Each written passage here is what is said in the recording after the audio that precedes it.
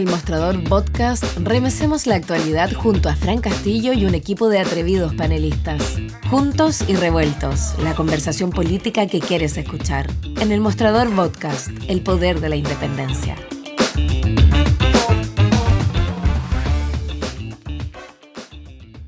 De la mañana con 8 minutos y como siempre les doy la bienvenida a todos y todas quienes a esta hora se están conectando a las transmisiones del Mostrador.cl, en nuestro canal de YouTube y por supuesto a través de todas nuestras redes sociales, pero también la coyuntura de seguridad, por supuesto, a propósito esto al debate sobre la crisis de seguridad que estamos viviendo como país, en particular aquí en la región metropolitana después de lo que pasó ayer. Y bueno, como siempre, cada martes saludo a los panelistas que me acompañan, ya nos van a pasar a ver en pantalla, el consejero regional metropolitano, abogado militante de Convergencia Social, ahora Frente Amplio, Leo Jofre. ¿Cómo estás, Leo? Muy buenos días. Y también ya vemos en pantalla al director ejecutivo de Idea País, Cristian Stewart. ¿Cómo estás, Cristian? Nuevamente.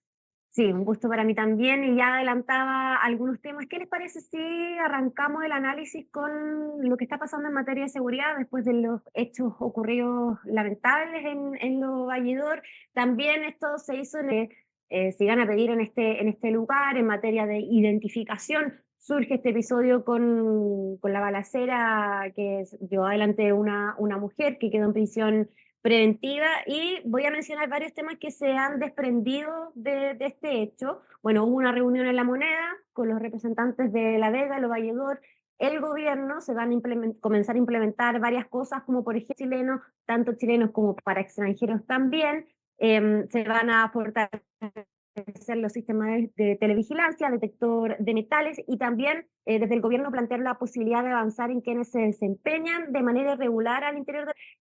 Y otro tema interesante que me parece dejar sobre la mesa es que precisamente desde la oposición también hicieron un punto de prensa ayer, particularmente desde Renato, a la espera de la tramitación de esta ley y que finalmente las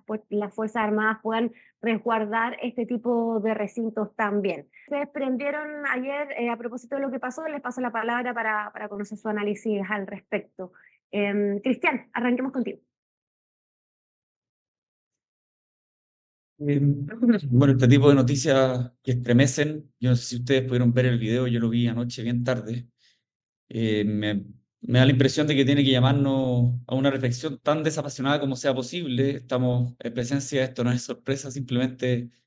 este tipo de episodios cada día nos lo recuerdan de manera más palpable, de una crisis de seguridad absolutamente titánica, realmente que tiene muchísimas aristas y que vemos lamentablemente cómo día a día el Estado básicamente no se la puede por su complejidad, no se la puede por la falta de preparación que tiene el Estado chileno. El presidente Piñera también dijo en más de una ocasión que los problemas de inteligencia con los que se enfrentó al momento de llegar a la moneda y que obviamente él tampoco pudo solucionar, claramente superaban respecto a los desafíos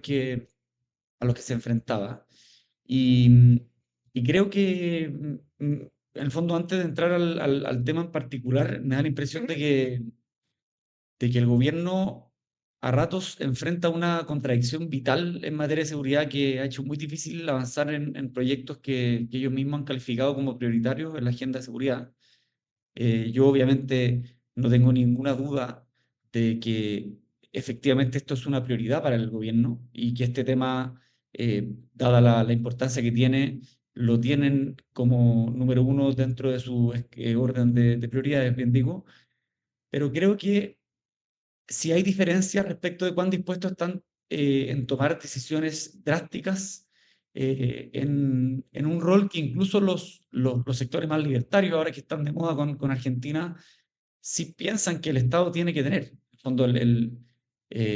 incluso los sectores que piensan que el Estado tiene que bajar en todo orden de atribuciones en materia de seguridad, es algo que no tienen digamos, que dejar. Y la contradicción vital que pienso que tiene el gobierno, que de alguna manera tiene que ver con las votaciones que hicieron, y esto lo repito no con ánimo de ser insidioso, sino simplemente para graficar esta contradicción que yo encuentro que es bien importante. En el fondo, cuando algunos ministros de Estado y el mismo presidente Boric en el gobierno anterior se opusieron a la gran mayoría de las leyes que después se han intentado instalar para que se aprueben, para poder hacer frente a la crisis de seguridad, creo que básicamente tiene que ver con un problema muy de fondo que tiendo a pensar que se sigue cobijando en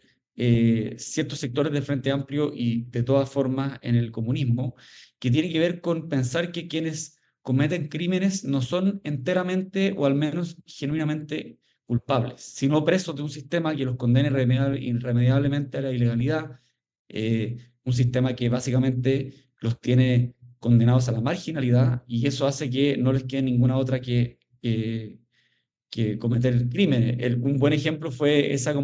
arranque que tuvo el presidente Boric. Yo no sé si después se arrepintió o no,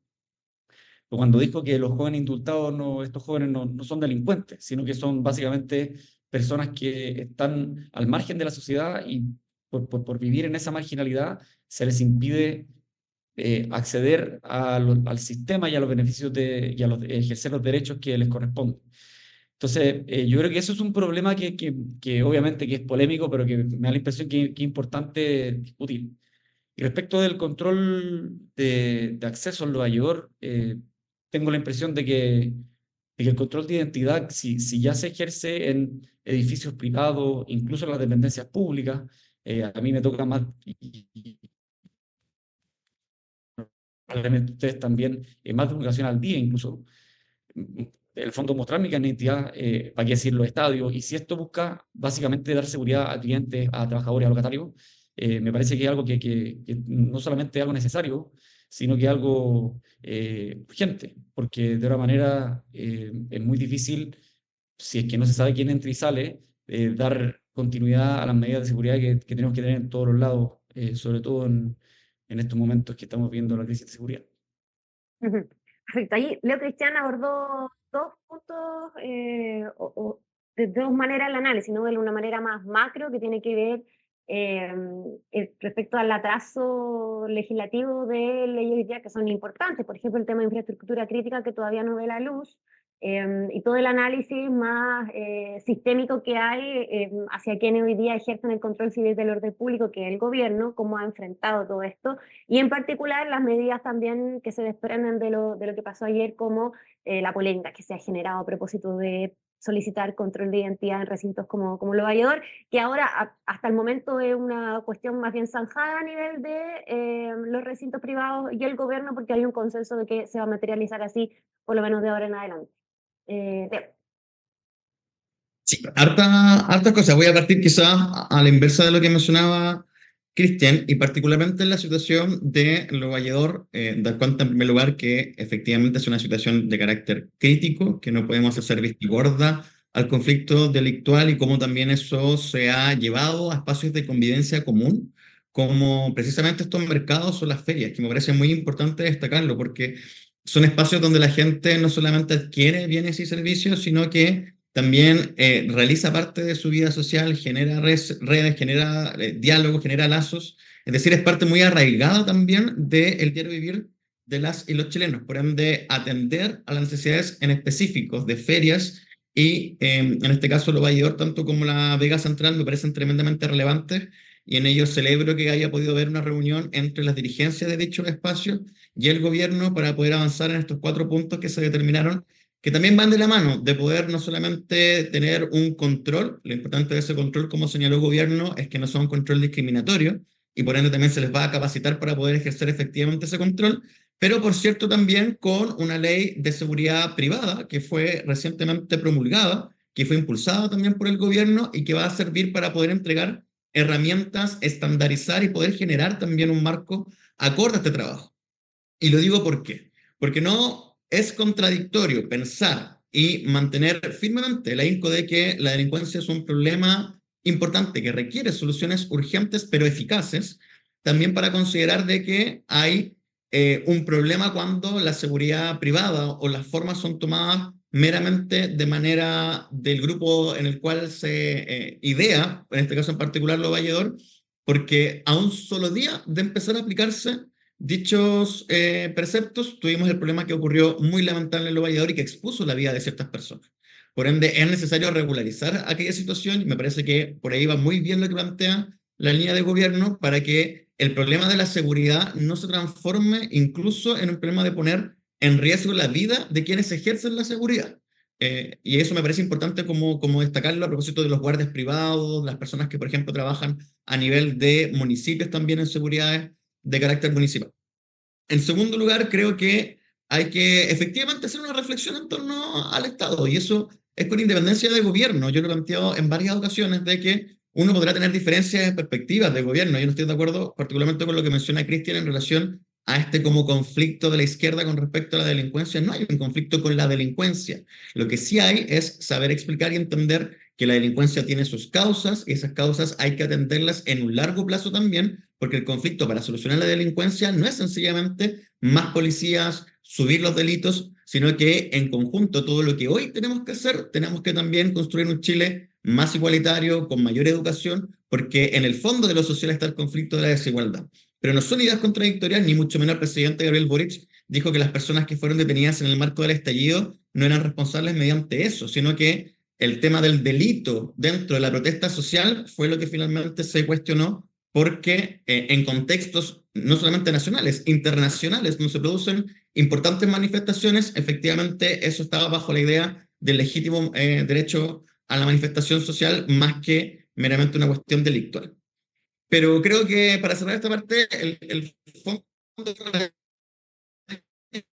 es algo más profundo, porque generalmente hay una discusión, que creo que Cristian igual la marcaba de alguna forma, en que generalmente los sectores de derecha piden menos Estado y que el Estado esté involucrado en menos situaciones dentro del país, del diario acontecer de la sociedad. Seguridad requiere una presencia del Estado muy fuerte, y eso no es simplemente una presencia de las fuerzas del Estado, es una presencia también que dice relación con generar más recursos. Por ende, este casi 6% de aumento histórico del PIB que se incluyó en la nueva ley de presupuestos a iniciativa de gobierno es tremendamente relevante porque es un aumento histórico en seguridad, pero lo que tenemos que atender es a una reforma tributaria y un nuevo pacto fiscal que entregue recursos para poder financiar la problemática de seguridad. Porque con lo que tenemos hoy, con las mismas herramientas, no va a haber ninguna solución que pueda ser diametralmente distinta a lo que hoy día se pueda proponer. Y eso requiere también de un compromiso y también de la solidaridad de todos los sectores políticos de avanzar en esa dirección. Aquí se cruzan todos esos temas inevitablemente, como que nos arrancamos por las ramas, pero es súper complejo no hablar de cómo implementar medidas de seguridad contundentes sin presupuesto, por ejemplo, a propósito de lo que está pasando con la discusión del pacto fiscal. Y voy a agregar otro ingrediente más para al análisis, que tiene que ver con los alcaldes y las alcaldesas, que han jugado un rol bastante protagónico en este debate, particularmente aquí en la región metropolitana. Han sido de oficialismo, oposición, transversalmente, por ejemplo, han estado de acuerdo con la solicitud o la demanda más bien que se ha instalado para que las Fuerzas Armadas puedan desplegarse en diferentes recintos, a propósito también de que surge esta iniciativa de que puedan desplegarse o se declare infraestructura crítica a los recintos de distribución como Lo Valledor, La Vega, etcétera. Pero ¿cómo han visto el rol de los alcaldes en esta materia? El alcalde Pedro Aguirre Cerda salió también a dar declaraciones de que ha estado solicitando presencia policial permanente de carabineros en la zona, y tiene un horario bastante restringido, esta red móvil que se instala en Lo Valledor, y ahí instala otro de los puntos pendientes necesarios a revisar, ¿no? De cómo también el trabajo de las municipalidades se complementan con estos recintos privados de distribución que requieren un trabajo mancomunado entre el Estado y los privados, que eso es inevitable. ¿Cómo ven la actitud, a propósito de lo que mencionabas, Cristian, de lo que ha sido la posición de la izquierda o del oficialismo ahora respecto a la seguridad? ¿Han habido cambios y evoluciones también a propósito de la experiencia misma de gestión de alcaldes y alcaldesas aquí en la región metropolitana? ¿Cómo has visto ese punto también? Yo pienso que los alcaldes son los principales afectados de todo esto porque muchas veces no tienen las atribuciones para poder hacer frente a los problemas que ellos conocen de mejor manera. A ratos hay una falta de coordinación política. Bueno, tú probablemente lo vives bien de cerca, Leo, en todo lo que tiene que ver con el gobierno regional, que sigue habiendo desafíos en materia de qué atribuciones tiene el gobernador, y en general un gobierno que se hace cargo de problemas globales dentro de una región, pero que muchas veces dentro de las regiones ocurren fenómenos que son parecidos, por lo tanto uno podría pensar de qué manera poder traspasar atribuciones para que existan policías regionales, en el caso de donde estás tú, una policía metropolitana. Tengo la impresión de que son los principales afectados porque básicamente se dedican a pedir policías.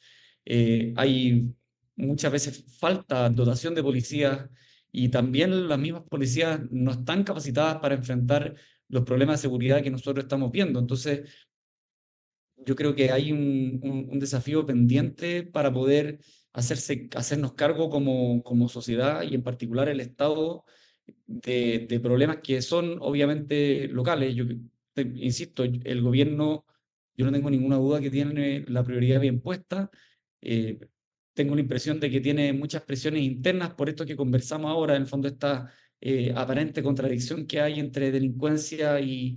las causas de la delincuencia, que yo creo que hace que se entorpezca, sobre todo en los partidos políticos que son parte de la coalición gobernante.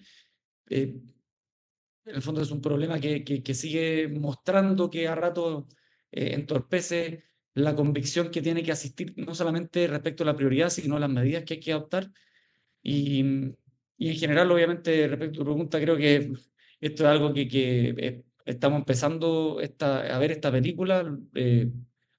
Tiene que existir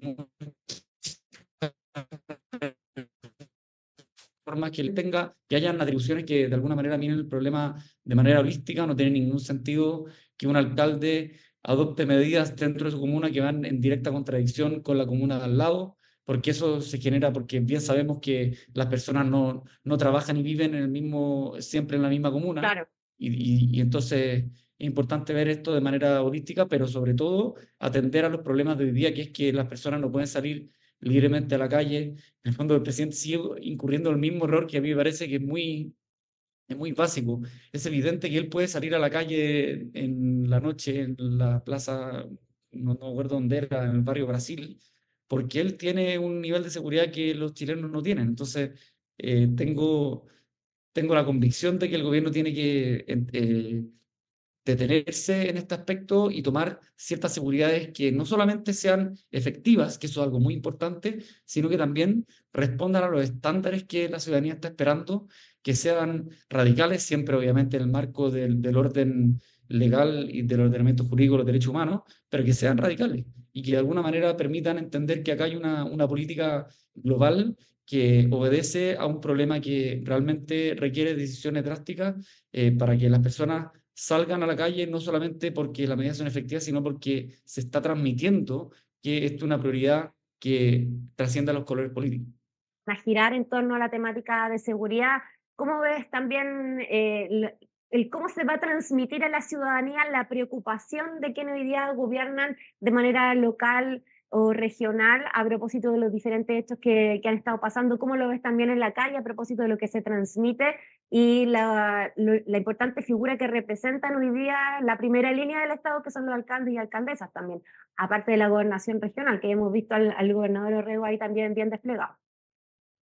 Sí, yo creo que este año es particular, dado a que es año de carácter electoral y con la temática de seguridad siendo la temática número uno presente en la cotidianidad tanto de los medios de comunicación, como diría yo, en la conversación social, en los distintos espacios en los cuales uno se puede ir desenvolviendo, va a estar centrada mucho la campaña precisamente en la temática. Y ahí hay una dificultad que creo que Cristian igual generaba bien clara en torno a los distintos eslabones en los cuales hoy día la institucionalidad puede abordar el conflicto de seguridad. Y ciertamente las alcaldías tienen una función establecida legalmente en la prevención del delito, además de la conformación de los consejos comunales de seguridad pública y las direcciones de seguridad municipal, pero no tienen facultades que digan relación con la coerción de ese delito más que las que pudiese tener cualquier persona, por ejemplo, en la aprehensión de alguien que ha cometido un delito in situ de forma flagrante. Por ende, hay dificultades genuinas y muy claras en torno hasta qué punto puede o no una gestión alcaldicia llegar en temáticas de seguridad. Y ahí se ha intentado innovar también, por cierto, en proyectos vinculados a cámaras, a alarmas de seguridad, a generar redes también de coordinación, proyectos que dicen relación también con el fondo de la recuperación de los espacios públicos para que estos vuelvan a estar al tenor de la vida social y no sean un espacio que, dadas situaciones de abandono, de microvertederos, de falta de iluminación, estén entregados para la comisión del delito como una forma de prevención situacional. Pero,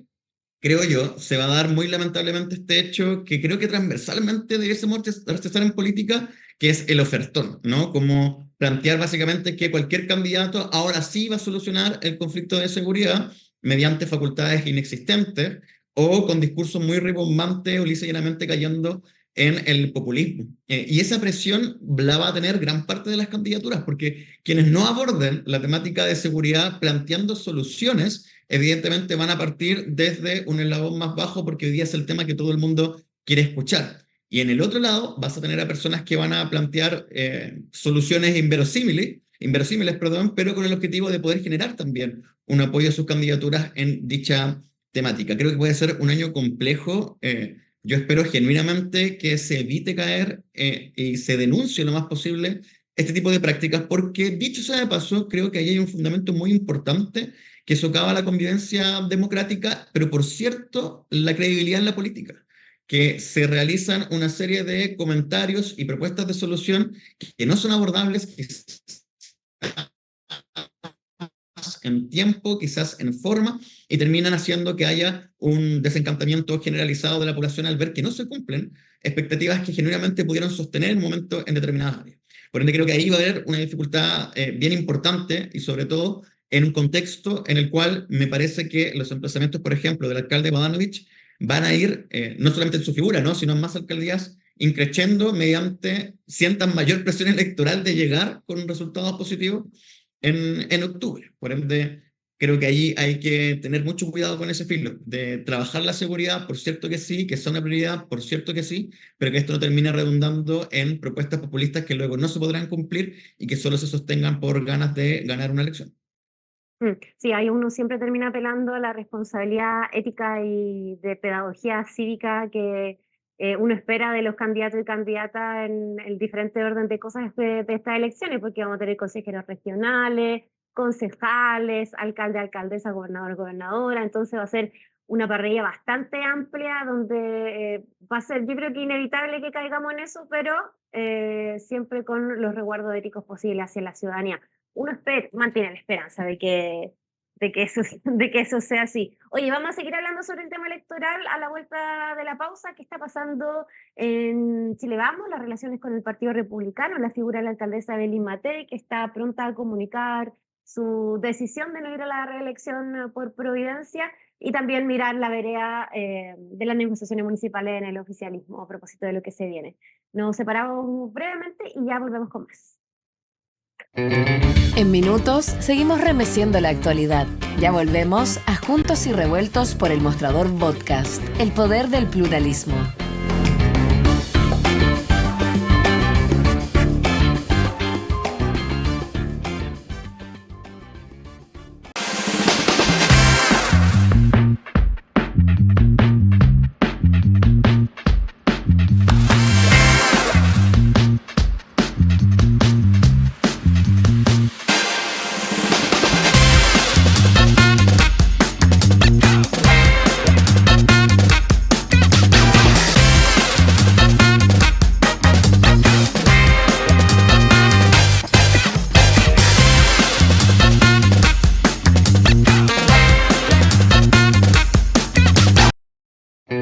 Regresamos a Juntos y Revueltos, la conversación política que quieres escuchar.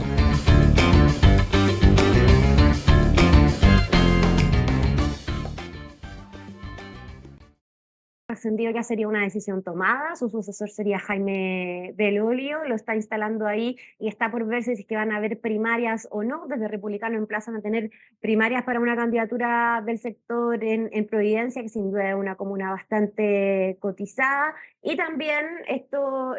agrega tensión, ¿no?, porque se han acusado por parte de republicanos de indefiniciones por parte de Chile Vamos respecto a las candidaturas, decisiones que todavía no se han tomado, pactos por omisión o no, primaria o no, en qué lugares, cuáles son los candidatos fuertes, en fin, falta todavía bastante por conocer y queda muy poco para la inscripción de las primarias este 10 de abril.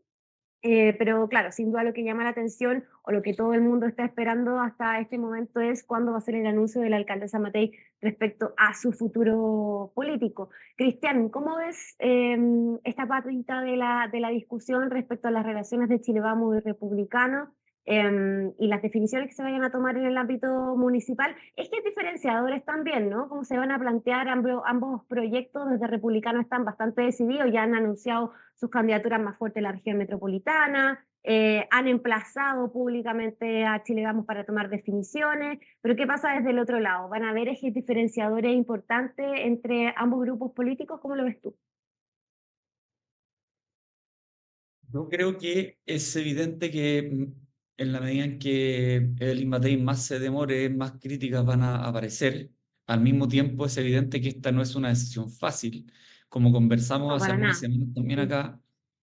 es muy difícil una decisión para una persona que es alcalde y que puede reelegirse, en este caso la alcaldesa Matei, tomar una decisión con tanto tiempo de anticipación, porque básicamente cae la pregunta de qué va a hacer en todo ese tiempo, ¿cierto? Esa es la principal duda o temor que ya lo vimos en la historia reciente con el ex alcalde Joaquín Lavín, que básicamente pueden haber muchas razones y múltiples factores, pero que claramente el agotamiento se molestaba que el alcalde Lavín aparecía en distintos lugares, en distintas pantallas simultáneamente, y eso tiene que ver en parte con los desafíos propios de los tiempos que implica estas decisiones. Obviamente yo creo que la alcaldesa Matei ya, yo creo que sí, ella siempre lo entendió, pero esta decisión aparente, inminente que va a tomar, todos entienden, o al menos eso trasciende dentro de los siguientes días o semanas, de que no están los tiempos y por lo demás nunca ha correspondido para tomar decisiones utilitaristas que de alguna manera utilicen a los ciudadanos de una comuna, en este caso de Providencia, para poder ser una plataforma, ¿cierto? Y utilizarlos como un trampolín para luego ser candidata a presidenta. Las señales hoy día son cruciales y como también entiendo que conversábamos hace algunas semanas, efectivamente las señales construyen escenarios de los cuales después es muy difícil escapar o salirse. Y pienso que también esto está conectado con otro tema que se ha dicho, pero creo que hay que decirlo con mayor fuerza, que es muy importante, hablando de señales, la preocupación que está mostrando la derecha respecto de los lugares donde están generándose conflictos, habla mucho también, ¿cierto? El ex Distrito 23 ciertamente son comunas que tienen el mismo peso, digamos, que todo el resto de las comunas en Chile, pero evidentemente hay urgencias en lugares donde a la derecha resulta más incómodo, ¿cierto?, salir electo, donde también existen problemas más acuciantes en comparación con los problemas que uno podría pensar que se viven en esos lugares. Y creo que la derecha debería poner hincapié en, sobre todo en lugares donde hay desafíos sociales, pero también desafíos electorales. Y creo que es ahí donde la derecha tiene que mostrar una actitud muy propositiva porque tengo la impresión de que como aparente viento a favor que tiene la derecha, que de alguna manera le podría pensar que puede llegar a salir electa en la presidencial, bueno, eso se puede caer muy fácilmente. Mm. Recordemos que entre la Convención Constitucional y el Consejo Constitucional pasó un año y el ambiente, los temas, las aproximaciones que habían en uno y otro caso fueron diametralmente distintas y por eso creo que hay que tener una actitud muy, muy propositiva de lado y lado para no incurrir en errores que pueden devenir en derrotas electorales municipales, eso puede desencadenar en derrotas parlamentarias y eso hace que sea muy difícil ganar después la presidencial. Y en general, obviamente, si se pretende ganar la presidencial, no solamente debería ganarse para administrar, sino para gobernar, que es el gran drama que tienen los gobiernos hoy en Chile. Y Ujú. respecto del comentario de José Antonio Cast, obviamente esto lo hace para tensionar o para presionar, no sé cuál es la palabra, a quien es más su inmediata competencia. El Partido Republicano no quiere hacer primarias con Chile Vamos, y eso es algo que han dicho de lado y lado, porque son proyectos políticos que pueden coincidir en muchos aspectos, entre otras cosas, quiénes son sus adversarios, pero que que sin duda no son un mismo proyecto político, y por eso mismo esta presión que de alguna manera puede entenderse como una advertencia o una amenaza, porque estarían posicionando ciertos candidatos republicanos en lugares donde Chile Vamos no ha dicho qué va a hacer, pero en cualquier caso es súper entendible y creo que se va a acabar una vez que la alcaldesa tome la decisión que todos entendemos que va a tomar, que es renunciar su no reelección y por lo tanto asumir desafíos distintos. Claro, y comenzar también su despliegue junto a los diferentes candidatos y candidatas municipales de Chile Vamos. Ojo que son varias voces de la derecha que ponen la advertencia, en función de lo que dijo también Cristian, de ojo con los exitismos, hagamos las cosas bien en estas elecciones municipales porque el primer tiempo, antes de las presidenciales, que es bueno poner ojo dónde se van a hacer primarias, dónde no. Existen esas voces de advertencia al interior de Chile Vamos para hacer las cosas bien en esta pasada, además de poder instalar claramente cuál es el relato y el proyecto político con el cual van a entrar a disputar, ¿no? A propósito de las diferentes expresiones derecha, a donde hoy día también se suma esta centro o centro derecha de la mano de Demócrata y Amarillo. Leo, ¿cómo ves tú el escenario para la derecha en particular a propósito de todo esto? Partiendo por lo de José Antonio Kast, creo que allí hay dos cuestiones fundamentales. La primera, el ataque político a Evelyn Matei dice relación con que efectivamente es su competidora directa y ha habido una diferencia ya sostenida en el tiempo en nivel de intención de voto a la presidencial en las distintas encuestas, donde Matei le saca mucha ventaja a Kast. Por ende, tiene que emplazar a su competidora directa, él lo sabe muy bien, y apostando todavía que siempre es complejo la figura que va manteniendo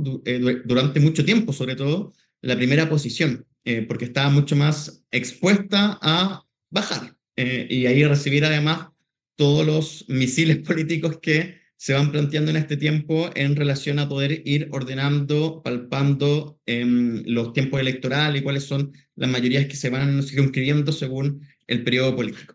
Pero también creo que en eso hay una idea importante de sacarla a la palestra en relación a los propios dichos de Evelyn Matei. Particularmente Kast recordaba cuando el año 2020 la alcaldesa de Providencia señaló que le parecería inaceptable no renunciar a un cargo en ejercicio como la alcaldía o ir a postularse para luego renunciar si es que fuese candidata a la presidencia. Esto cuando tenía una pugna con Lavín. Entonces, en el fondo le estaba diciendo a Lavín, tú tienes que renunciar a ir a alcalde de Las Condes si quieres ser candidato presidencial, y hoy día están recordando sus mismos dichos dentro de este contexto, bajo un escenario todavía de indefinición, que creo también va a decantar por no ir a la reelección, pero que ha mantenido esta historia durante ya mucho tiempo sin definiciones claras, y eso abre puertas para que sectores de la ultraderecha intenten presionarla y sea presa de sus propias palabras. Pero también, en un segundo plano, hay una cuestión que me parece fundamental, y es que republicanos necesitan diferenciarse de Chile Vamos para constituirse como alternativa. Y allí hay una explicación lógica también de por qué no hay primarias o no hay un pacto unificado dentro de la derecha para estas elecciones, puesto que, por un lado, el Partido Republicano requiere esa diferenciación y eso lo tiene que hacer en gran parte mediante competirle a Chile Vamos, y en segundo lugar porque para Chile Vamos también es una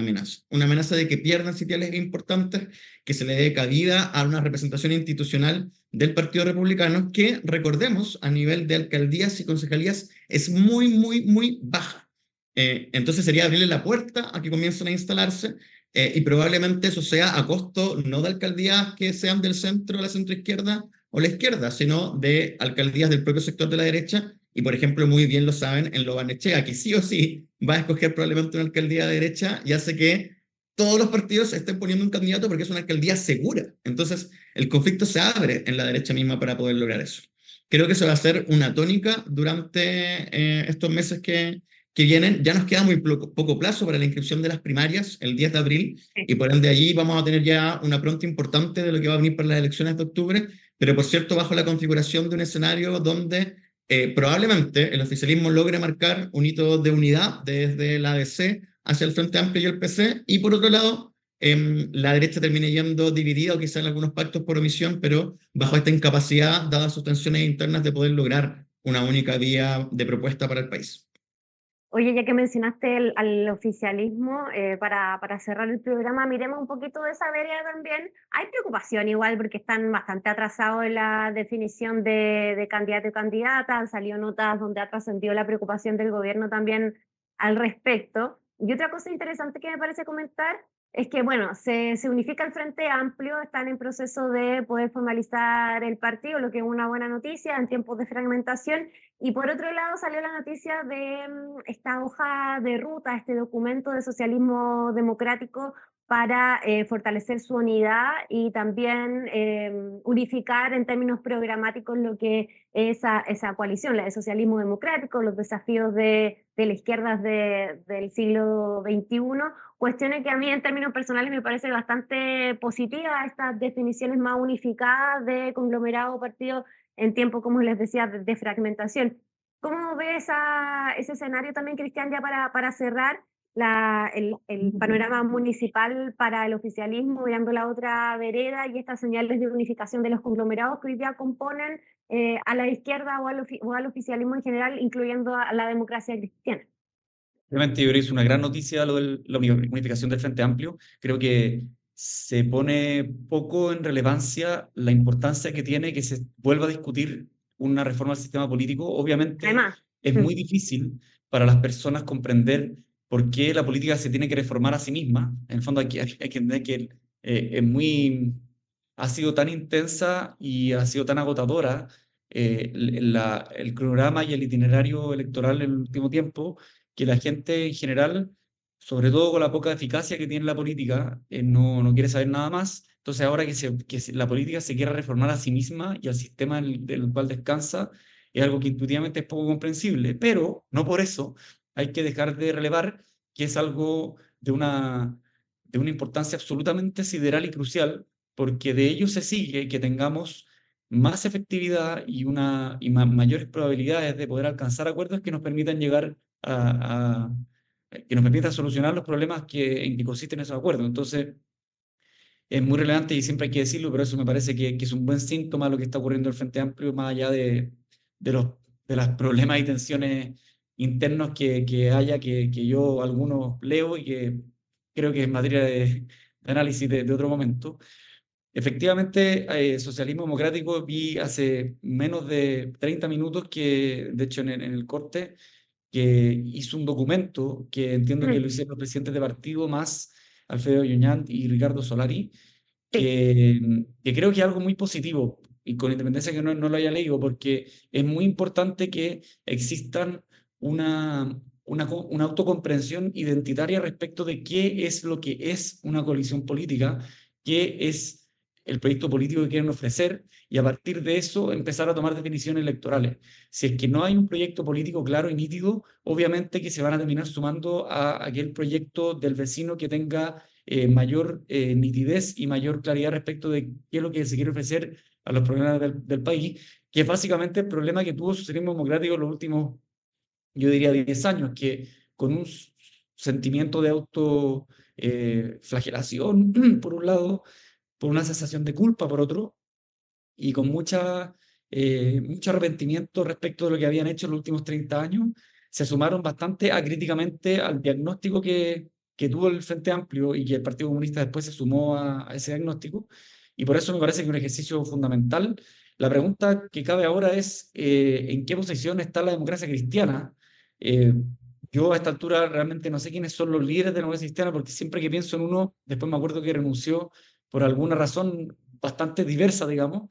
y en ese sentido me parece que tienen que tomar una definición aún mayor que socialismo democrático respecto de qué se le quiere ofrecer al país. Hay una suerte de anti-derechismo que de alguna manera prima, impulsada, diría yo, por Jana Proboste y compañía, que naturalmente cobra más fuerza desde el momento en que Jimena Rincón, Claudio Rego y todos los líderes del Partido Demócrata Cristiano renuncian. Y en ese sentido, la pregunta que hay que hacerse es, ¿qué diferencia la democracia cristiana hoy día respecto de las otras coaliciones de gobierno? En segundo lugar, si es y en qué sentido es parte de la coalición de gobierno. Y a partir de estos ejercicios propios de identidad y de oferta y de diagnóstico que hay que hacer respecto del país, que se tomen definiciones electorales ese es el orden que yo creo que tiene que seguirse y espero que se haga de buena manera, porque de otra manera vamos a seguir viendo grupúsculos de centro izquierda con culpa y con atraso respecto de un diagnóstico que ellos deberían tener, porque sus ideas son distintas y que de alguna manera les va a permitir proyectarse en el futuro, y eso siempre es algo positivo para el país.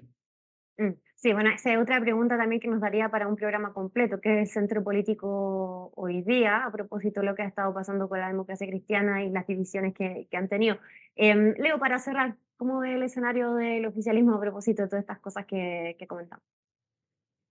Sí, no, yo estoy en general de acuerdo con lo que menciona Cristian y de acuerdo contigo, Fran, en la preocupación en torno a la situación del oficialismo, expresada de la manera en que lo planteaste por el sector, dado que efectivamente yo considero que hay un retraso importante en las apuestas, que debiese tender a poder corregirse prontamente en medida de las reuniones distintas que están sosteniendo las secretarías generales de los partidos y sus presidencias para poder presentar una carta variada que entregue apuestas,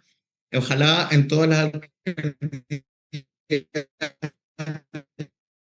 Chile, un mecanismo también para poder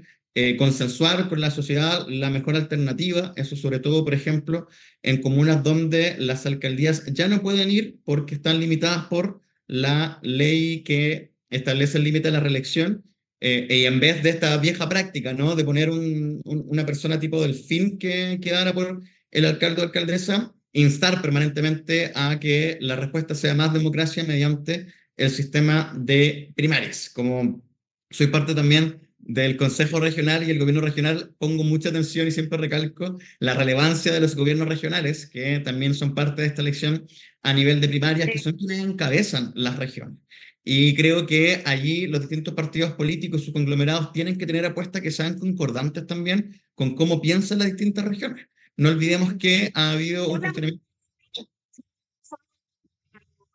se habla poco y el periodo recién en curso tuvimos gran cantidad de problemas con gobernadores que hoy día están siendo investigados y están en calidad de imputados.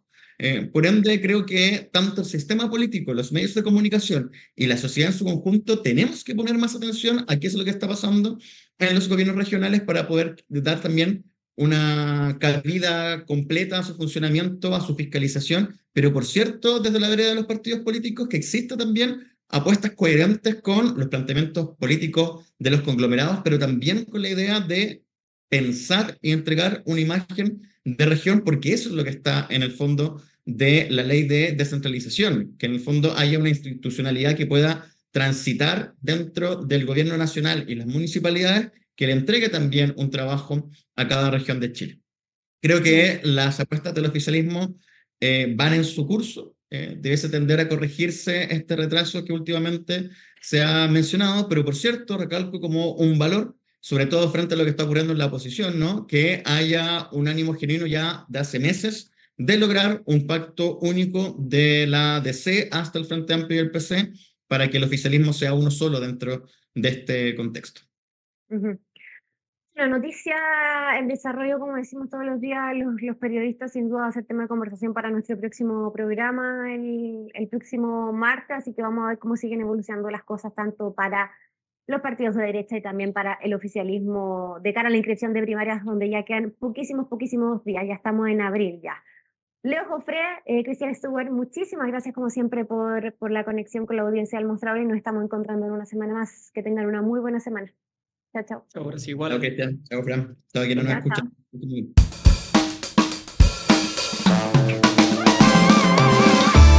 Cerramos por hoy Juntos y Revueltos. De lunes a viernes, de 9 a 10 de la mañana, remecemos la actualidad junto a Fran Castillo y sus atrevidos panelistas. En el Mostrador Podcast, el poder de la independencia.